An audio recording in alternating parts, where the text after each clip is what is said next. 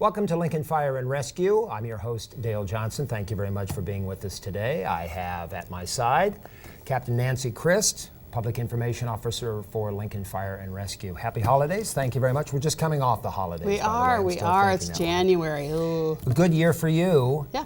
Captain. I introduced you as Captain. Congratulations on that. Thank you. Tell us the process that you and others who attain the title of Captain go through in order to achieve that position. So it is a promotional process whereby you have to take a test. So we take a written exam, and then once you're finished with the written exam, then you move on to an assessment center. And the assessment center includes several different aspects, like maybe a scene, a fire scene, maybe a personnel issue within the station. And you navigate through each one of those pieces. They culminate all of those scores along with your years of service with Lincoln Fire and Rescue. And you have to be on the job for 6 years before you're eligible. There are a few classes that you have to take prior to that time before you're eligible to take the test. And then, so it's competitive. Everybody competes against one another. But it's a very good example of how a woman can advance in the ranks of what might be considered a male occupation. Yeah, absolutely. Very good example absolutely. of that. LFR is growing in that. Yes. In that category. So compared to the national average, all of our members, we are about 10% female. The national average is about 4.5, 4.6. So that's positive, that's awesome. There are 3 company officers or fire captains among our ranks. So we need to work a little harder to get a few more of those folks interested in taking that test and getting promoted. But more than twice the national level. So that's kudos, right. LFR. That's right. And for women who are thinking about this as a career, LFR as a career for firefighter or for paramedic, you can always go to the city's website. Yep. There are steps that you can take, a process that's involved, and testing and classes, and work your way through. So don't be scared by it. Check it out if that's a career choice that you'd like to make. Well, and one of the points that I like to make too is that everybody has a place, everybody has a fit within the fire department, and where I may lack, for instance, upper body strength, I have other strengths that I bring to the table. So it's truly a team effort. It's a team sport, and everybody works together as that team to make up a crew. All right, we have a lot of winter left, so let's talk about some winter safety.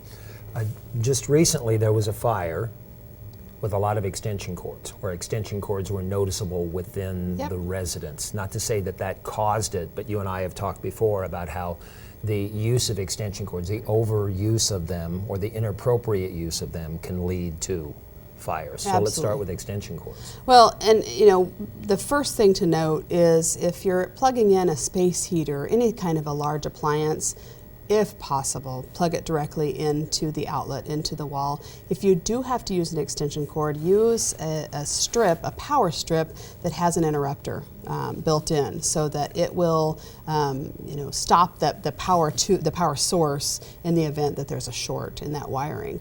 So so extension cords are huge, and not just the electrical piece of an extension cord, but also the trip hazard of extension cords. We sometimes go into structures where there's extension cords dangled, and we're tripping and falling over them. So it's not just the power piece. And if someone thinks, well, I'll mitigate that, I'll just put the extension cord under a rug, or a cord under a rug. That's not safe either. No, we don't. We never recommend No. that you put an extension cord under a rug. All right. Fireplaces, space heaters you mentioned. Fireplaces, they need to have been cleaned by now, I hope, if you're using them. And don't throw Christmas wrap if you have any of that left over. That's inappropriate. Just throw into a fireplace what you're supposed to use in a fireplace. That's exactly right.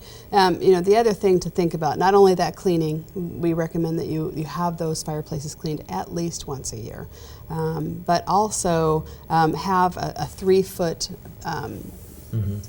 Kid zone? fencing or kid zone around those heat sources, and some sort of a grate in front of your fireplace. You know, sometimes that wood, depending on the moisture within those logs, sometimes they snap and pop out onto the floor.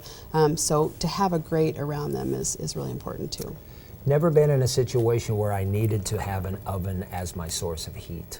But there are probably people in Lincoln who find themselves in that type of situation here in January, and so just it's best to try to find an alternative because that's not safe. Yeah, and you know, really Lincoln has so many great resources for folks if they just call, you know, and ask for help. There are, you know, even you know, the gas company will help you figure out ways, you know, to mitigate and help with those monthly rates. So, you know, yeah, never use your oven as a heat source, and certainly don't bring outside type sources into your home, i.e. a grill or something like that. Because again, you know, you're going to run the risk of that emitting CO, that incomplete combustion will cause CO to build up in your home, and that's not safe either.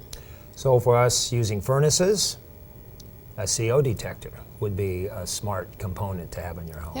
Yep. The recommendations for CO detectors now is to have one on every level and outside or above any attached garage. So it used to be that we said put them, you know, on the level where your furnace or hot water heater are.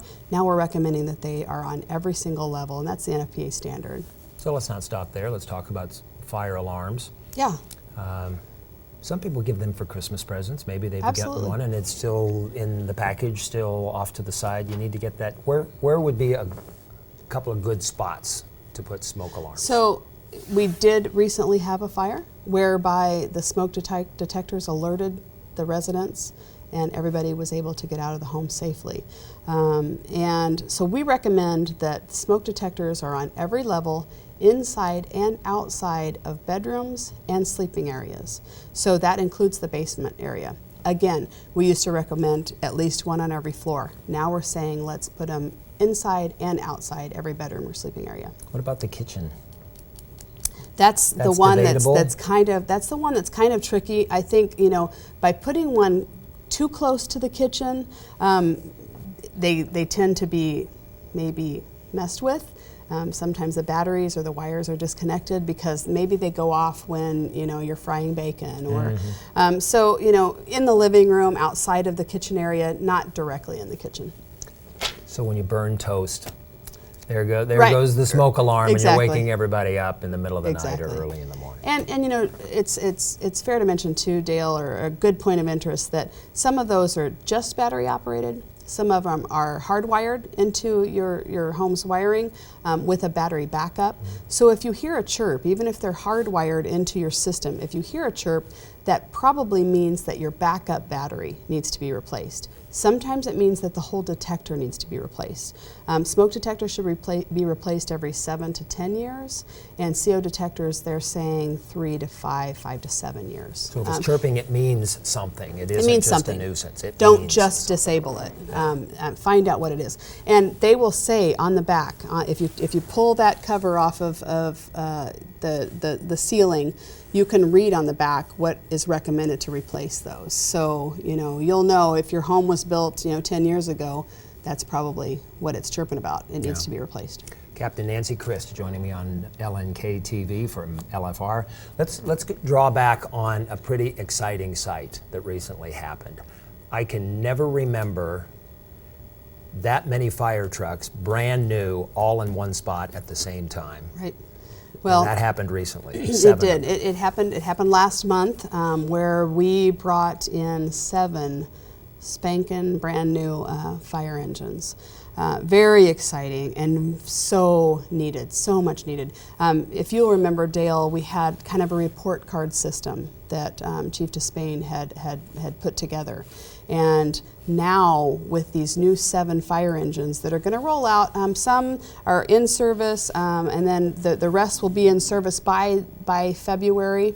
But that report card now says that we are 85% healthy as far as fire engines go. We were at 35% just 4 years ago. So the health of our fleet is just continuing to get better and better. And so what will happen to the ones who are, the rigs that are operating right now? They will go into reserve to replace some of the most tired and most high mileage rigs that are now in reserve. There are a few that are on the front line, or the ones that were replaced first in December, that just went to scrap. So they were that so, bad. yep, they were so tired and had such high mileage and increased maintenance issues that we just sold them off for scrap. So. An exciting time for LFR. It's growing, and it's also in the process of finding a new chief for Chief Despain, whose last day with the city will be in March, early March. Yep, March 6th, I believe, is his last day. And you know what we'd like to say about that is that we really feel like Chief Despain has set us for success. You know, he really has set so much groundwork over the last 4 years that we feel pretty confident that we can continue this awesome momentum. And of course, I don't want to fail to mention that, you know, it is with the support of, you know, the current mayor, the previous city council, and our current city council, that all of these things have continued to happen for the citizens of Lincoln. And it's the community. It's the Absolutely. community too. They've wrapped their arms around the Lincoln Fire and Rescue because of the trust that's been fostered during Chief Despain's years and prior, leading up to that. Sure. But it's a transition time, and there's a company that helps with that transition, and they've been in Lincoln already. Yep. Prothman Company came to Lincoln in November and had the opportunity to sit down and talk to a lot of our interior or our internal stakeholders and ask individuals of all ranks at Lincoln Fire and Rescue what kind of criteria they were looking for. And really they asked 5 basic questions. And so they're able to take all of that data, and you know how Chief Despain is data driven. He loves data. So we're going right along in that same path. All of that data then is put into a program, and it comes up with those priorities of what the people are looking for. And of course, you know, it goes with the credentials of the job as well. So looking around the country and also internally for those who might be interested within LFR now. And that whole process will work itself out, and we'll start hearing of candidates and get more specific as March gets closer. That's right. So you know, I don't know the exact steps of the company, but they will bring the top candidates to Lincoln, and they'll sit before a panel and go through an interview process. And the last thing I want to talk about is pull to the right for lights and sirens. There's a lot of information on the internet. You can find out the proper way to do it. Should I run a red light when the ambulance is behind me or when it's coming at me? The answer to that is no. Pull off to the side, but you can get some of these questions answered. How would you characterize Lincoln in your experience of being on a rig or in an ambulance and having traffic pull over? Lincoln does a pretty good job. I think so. They really do. I think that one of the things that I would love to educate folks about is, you know, we as emergency vehicles try to stay in the leftmost lane. And so if the citizens kind of think about that and think, okay, when safe to do so, I need to try to pull as far right as I possibly can. And that includes oncoming traffic. And I know that's always been kind of confusing for drivers, and I understand that. We recommend that you too pull to the right of your lanes. So then if we have to take that oncoming lane for some reason, if we have to turn where there's an island, for instance, then all of that traffic that's oncoming is also stopped and pulled over. At intersections, the fire department is very cautious about entering those intersections, especially if we have a red light. But you know, our recommendation is if you hear sirens and you see lights and you notice that the traffic is stopped on a green light, there's probably a reason for that. So don't, you know, dart around that, because then, you know, you run the risk of colliding with that emergency vehicle in that intersection. So, you know, we just caution people, have your ears, your eyes tuned in, you know, especially if you see everybody looking and seeming to have some reason to be stopping. slow down and take note of that and see what, where that emergency vehicle is. I saw a good example of pull right for lights and sirens. I'm sitting on a hill by the Big X by Yeah. Devaney, and so I'm looking down to the west, and I can see traffic moving off to the side, and it almost looked, I don't want to call it a crash scene, but yet they were turning in odd directions at odd angles, and the reason is to part the ways of traffic for the fire truck to go through. And you made a really good point, Dale. When we're coming behind you to a red light, we don't want people to pull out into No. that traffic. And I know it gets kind of tricky when there's gridlock. We understand, and we're going to just wait and eventually come through that intersection when it's safe to do so. So a lot of questions, a lot of answers on a lot of different websites, but you just need to know pull to the right for sirens and lights. All right. Yep. Good stuff, Captain. Yes. Thank you. Nancy Christ joining me, Public Information Officer for Lincoln Fire and Rescue. We're here at least once a month to talk about Lincoln Fire and Rescue and all the developments going on in your city. Thank you for joining us. I'm Dale Johnson.